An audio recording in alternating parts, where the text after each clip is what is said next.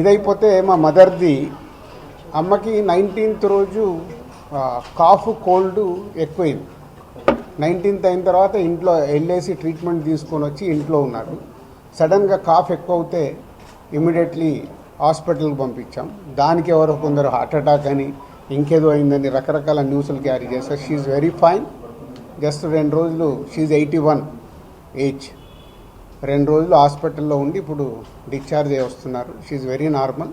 Lungs infection కొంచెం పెరగడం వల్లే కాఫ్ వచ్చింది. దానికి ట్రీట్మెంట్ తీసుకొని వస్తున్నారు. సో దయచేసి నా మీడియా వారిని 4 రోజులు జరిగింది కానీ ఇది కానీ మీకు తెలిసిందో తెలియందో హైలైట్ చేసుకుంటే వేయకండి. నేను ఎప్పుడు రిక్వెస్ట్ చేస్తుంటాను. అంటే ఇప్పుడు నా మీద మీకు ఎంత క్యూరియాసిటీ ఉంటుందో ఒక సెలబ్రిటీగా, అలాగే చాలామందికి అది ఉంటుంది.